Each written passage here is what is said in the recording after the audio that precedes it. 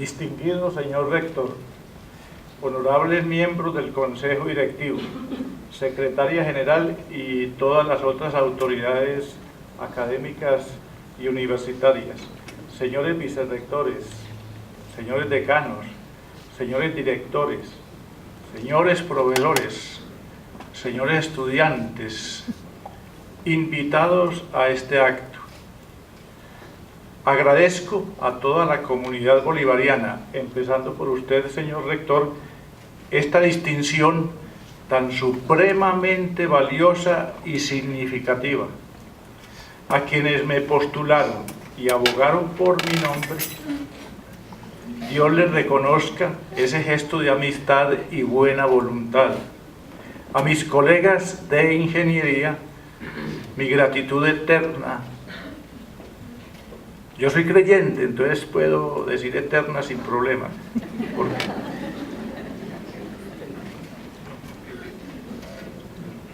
A mis familiares, con mis hijos a la cabeza, gracias por su apoyo, acompañamiento y paciencia. Pero sobre todo a mi esposa, Olguita, quien sabe que mi agradecimiento con ella es más que infinito. Recuerden, yo puedo decir infinito. Es casi igual al amor que le profeso siempre. El tema de la disertación, la ciencia como camino a la sabiduría, resultó particularmente difícil para mí, porque ni soy científico ni soy sabio. Pero lo que más me sumió en una perplejidad angustiosa fue saber que compartía presentación con una eminencia de la filosofía y a quien siempre he considerado una de las personas tocadas por el aura de la sabiduría, y a quien de pasada le agradezco que me haya llamado su amigo. Eso es casi igual a ser nombrado honoris causa. El doctor Gonzalo Soto. Afortunadamente tuve una inspiración salvadora. Me dije, mejor así. Dejémosle al doctor Gonzalo lo difícil, los vericuetos filosóficos, históricos y epistemológicos del tema. Y como ven, él los ha cumplido muy adecuadamente y a la altura de su solvencia académica. Yo, con esa disculpa, me limitaré a narrar mi experiencia vital con ustedes, muchachos, sobre el asunto. Sin ninguna otra salida posible, circunscribí mi intervención solo a mis convicciones actuales sobre la ciencia como senda que conduce a la sabiduría. O, dicho en otra forma, a responder la inquietud si quienes se dedican a la ciencia están más cerca de la sabiduría que el resto de los mortales. Hasta hace algunos años hubiera respondido afirmativamente, pues reconozco que la ciencia y los científicos figuran entre mis querencias personales y valoro enormemente sus contribuciones al mejoramiento de nuestra existencia. Pero, desgraciadamente, 3 razones me impulsaron a revalorizar mi posición. La primera es la historia actual, a la que doy culto. Resulta que la historia en la actualidad es realista y veraz, y como tal implacable. Ahora expurga sin consideraciones todo el entorno familiar y profesional de los científicos eminentes y reduce sus imágenes a sus proporciones justas, las de grandes científicos e ingeniosos creadores, pero no sabios de ninguna manera. Solo muy pocos soportan el cruel escrutinio y emergen como personas merecedoras de ese noble título de sabios. Pero incluso cuando se ahonda en la personalidad de esos científicos que sí pueden aceptarse como sabios, se cae en cuenta que su sabiduría provenía de fuentes más altas que el solo conocimiento enciclopédico. La segunda razón es que la mayoría de las obras de los cultivadores de la ciencia, cuando rebasan el nivel estrictamente técnico o ameno de la anécdota y tratan los asuntos más serios como la verdadera estructura del universo, del conocimiento y de la espiritualidad, se vuelven extrañamente banales, aunque sus autores nos hagan saber, como quien no quiere decirlo, que aman la música barroca, leen a los clásicos y saben citar a los grandes filósofos. Deploro, por ejemplo, que muchos autores supriman el aparato matemático y físico para ganar más lectores, como confiesan sin vergüenza. En lugar de tratar de hacer un esfuerzo y acomodar el lenguaje exacto y verdadero, de modo que se acerque a un público más amplio, simplemente lo cercenan y lo truecan por una descripción verbal absolutamente metafórica. Tampoco acepto el afán de desconcertar al lector exagerando en lo extraordinario y lo inconcebible, usurpando el papel de la ciencia ficción. Pero lo que me desquicia literalmente es que como persona consciente de las enormes lagunas conceptuales en asuntos tan manidos como la estructura fotónica de los campos eléctrico y electromagnético estables, nos aseguren los científicos que están cerca del conocimiento perfecto. Según ellos, solo basta encontrar la partícula de Dios y un pequeño bucle en la teoría de cuerdas para resolver todas las incógnitas del cosmos. Permítanme poner un ejemplo de lo que me parece una distorsión malévola de la realidad a expensas de la lógica. Nos dicen los cosmólogos que vivimos en un continuo espacio temporal que se curva por efecto de las masas. Respecto a la continuidad del espacio, está bien, a pesar de la cuantización que presupone aceptar la longitud de Planck como la mínima longitud posible.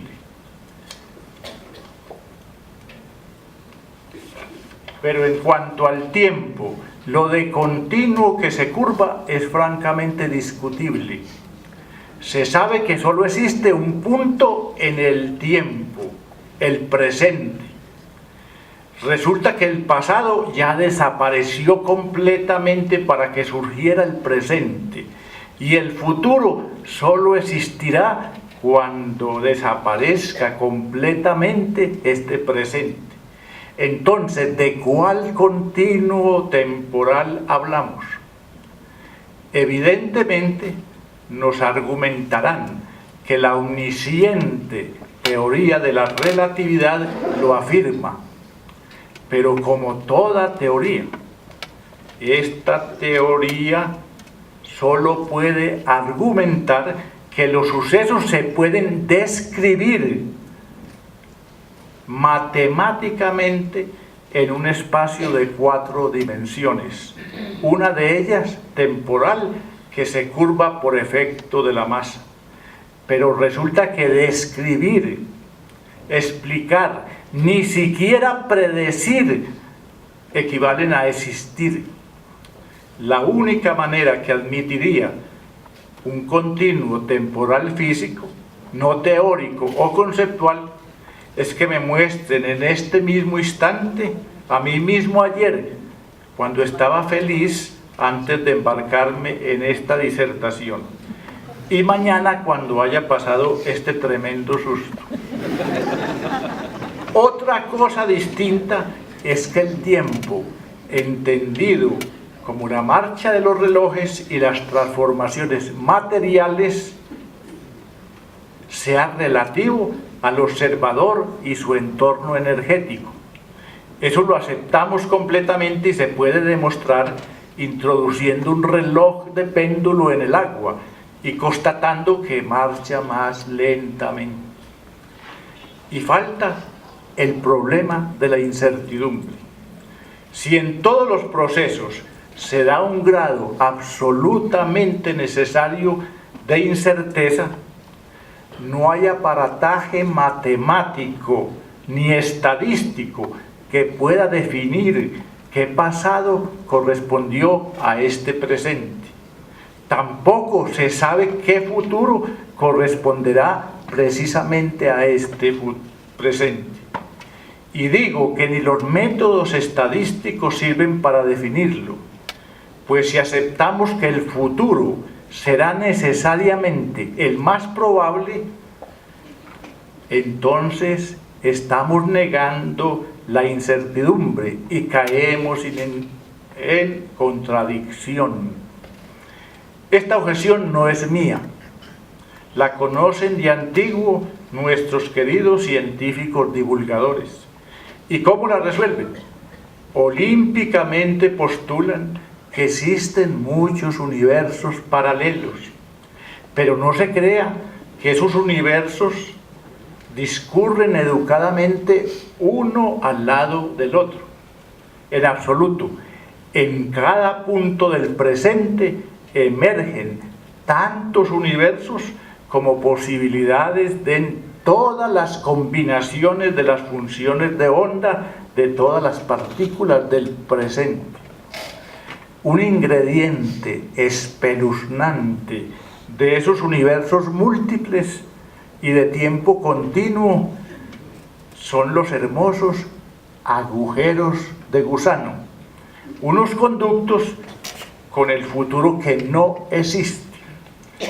Precisamente por uno de esos agujeros es que viaja un popular agente del futuro gobierno robótico de vez en cuando. Un eminente físico, cuyo nombre todos conocemos, dijo que él creía que Dios no juega a los dados, dando a entender su fe en que el futuro estaba ya determinado por el presente y no dependía del resultado de una tirada de los cubitos de marfil.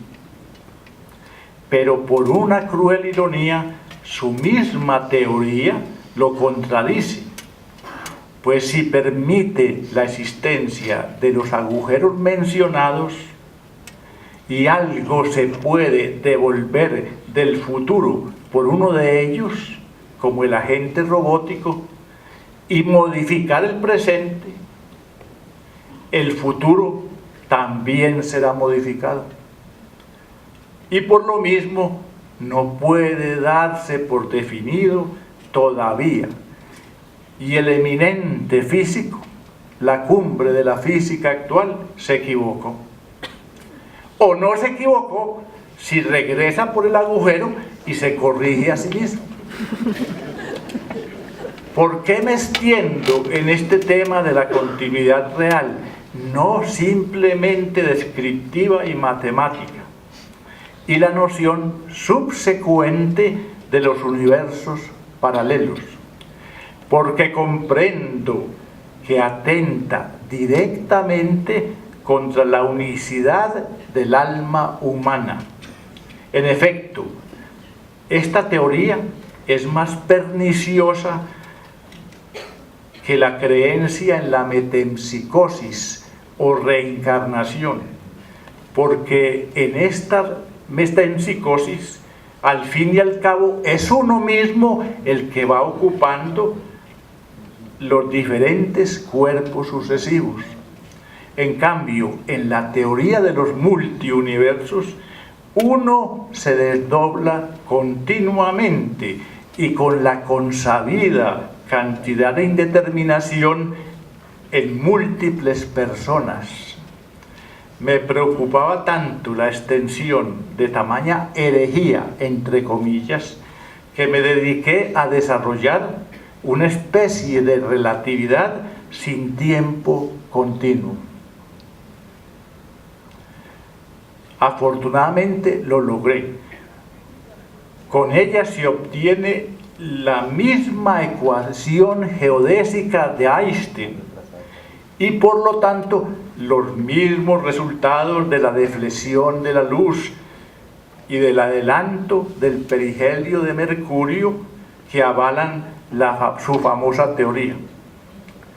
Para quienes deseen estudiarla, les informo que fue publicada en 2 entregas por la revista de la Universidad de Pereira.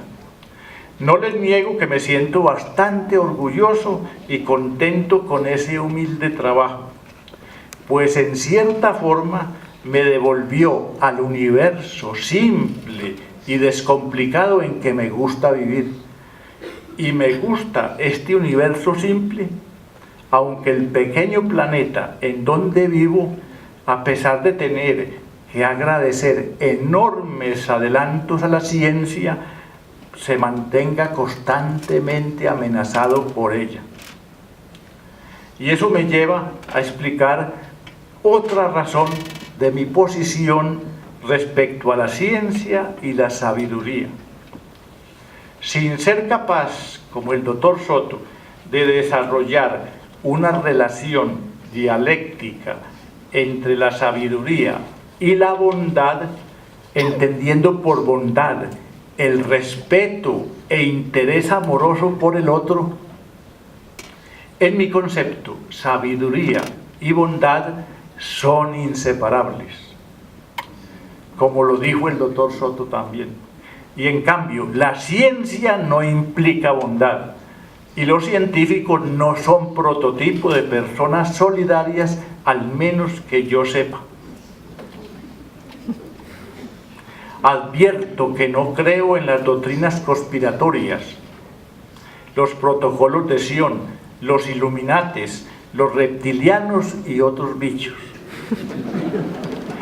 Pero estoy francamente preocupado por las multinacionales y los gobiernos extremistas que tienen a su disposición ejércitos de científicos capacitados, expertos tanto en ciencias exactas como en las de la comunicación y la conducta humana, dedicados a fabricar armas convencionales y biológicas, falsear comprobaciones, inventar estadísticas pseudoconfiables, patentar productos milagrosos, promover medicinas y tratamientos no tradicionales, combatir tecnologías que puedan poner en peligro sus monopolios y así sucesivamente.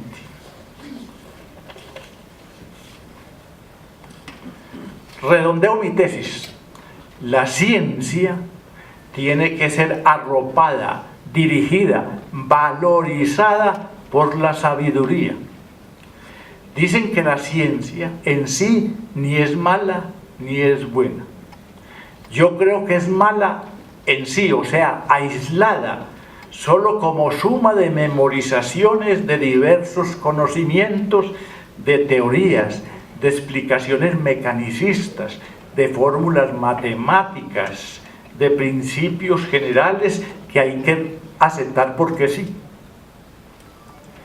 Qué aburridor saber el nombre y clasificación de todas las mariposas del mundo si uno no se emociona contemplando una de esas gráciles criaturas iridiscente entre las flores.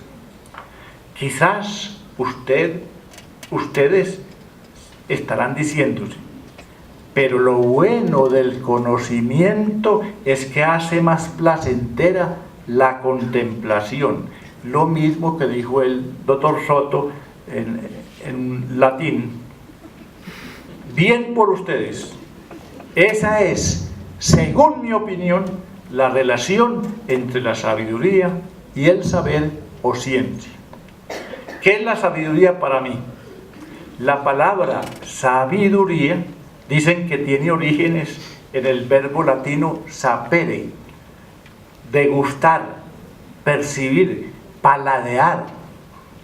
Y es posible que nuestros ancestros recolectores, acuciados por necesidades alimenticias, llamaran sabio a quien sabía y compartía el conocimiento de cuáles alimañas eran gustosas y dónde se conseguían.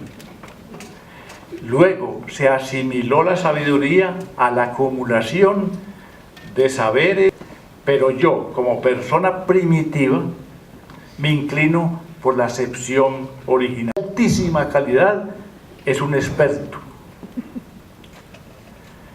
Si la característica de ese alguien es adquirir el conocimiento muy fácilmente, es una persona inteligente. Si ha viajado y conocido mucho, es un rico.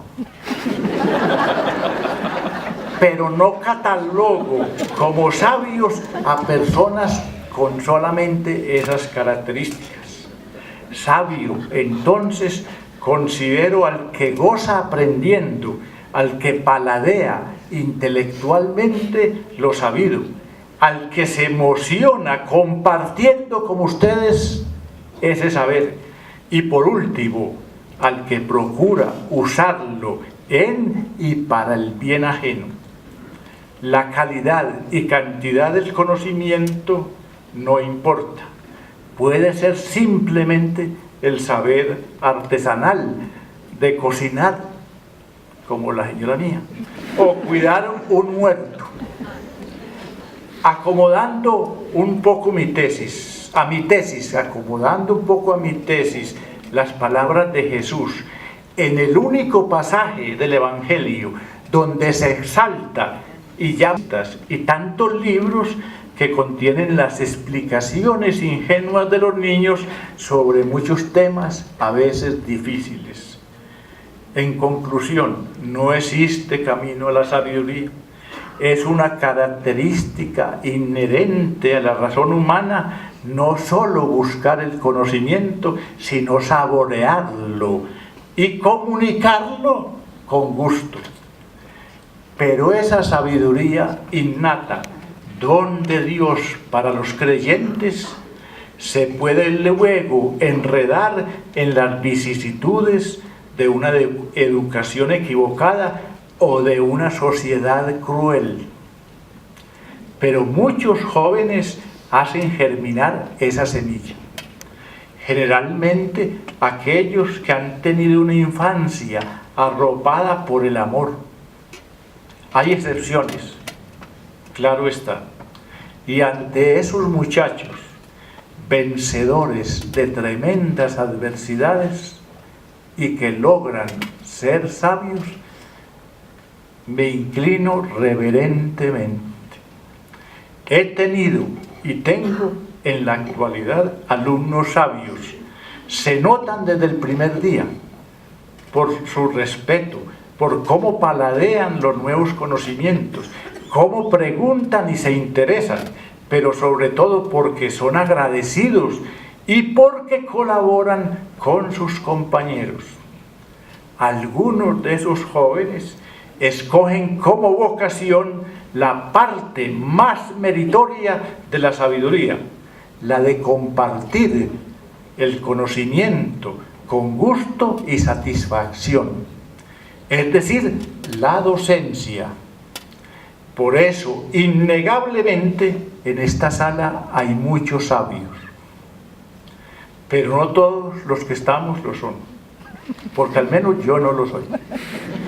Evidentemente, no les voy a dar el gusto de que conozcan las razones por las cuales no pertenezco a esa selecta clase de personas. Pero les daré dos indicios para terminar la exposición y para que sepan que yo soy como ustedes, soy parte de este barco. Entonces se refieren a la docencia y son muy sencillitas.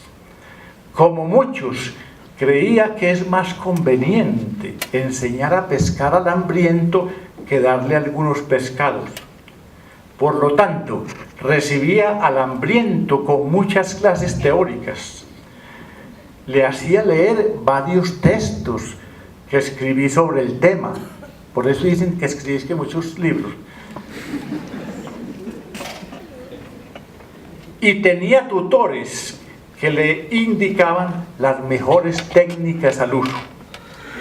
El día que consideraba conveniente, llevaba el hambriento al río, le daba la caña y le pedía que lanzara la red. Y ay, si por el nerviosismo cometía un error, no permitía que repitiera el intento, le quitaba de inmediato la caña y lo agarraba a golpes con ella. Pues, entre paréntesis, golpes psicológicos. Díganme, ¿es eso sabiduría? Ahora, muy tarde me pregunto, ¿por qué no enseñar a pescar en el río y con la verdadera caña en la mano y dar segundas oportunidades? No es cuestión de mimar a los jóvenes, pero sí mostrarles que somos conscientes de sus miedos internos, miedos a veces disimulados por esas chocantes rebeldía y altivez de la adolescencia. Por último, hablaré del tema más espinoso, el ser y el parecer. Es verdad que las apariencias engañan, pero si pueden engañar, también pueden entusiasmar, convencer, motivar. Ustedes que afortunadamente se pueden grabar fácilmente ejerciendo su labor docente, no comprenden que en mi época era dificilísimo obtener grabaciones. Ocurrió que después de dictar muchísimas clases, me grabaron en una de ellas y me dejaron ver el resultado. Y yo, que pensaba que hasta era un buen profesor y no asistía a cursos de cualificación docente en técnicas de pronunciación y de gestualidad, por despreciar las apariencias, quedé anonadado. Qué pena con los muchachos. Mi voz sonaba completamente diferente a como yo la oía. ¿Cómo hablaba de rápido? ¿Cómo modulaba incorrectamente? ¿Qué profusión de gallos y de otras aves cuando subía el tono? ¿Qué paseo tan mareador de un lado a otro? Y para colmo, me enfurecía si los muchachos no me atendían. Sin embargo, esos pobres eran tan condescendientes que me calificaban bien en las encuestas. Por eso creo que me nombraron eso. Respetados colegas, sé que ustedes admiran la autenticidad y desprecian la pedantería y la afectación, pero no cometan el mismo error mío. Aprovechen las herramientas psicológicas y técnicas modernas para adquirir el mayor dominio de sí, el hablar más elaborado y las maneras más sencillas y cordiales que se corresponden con la sabiduría. Ya que escogieron la porción más hermosa de esa virtud, transmitir con amor y entusiasmo el conocimiento, yo sostengo que ustedes se merecen no solamente ser, sino parecer sabios. Muchas gracias.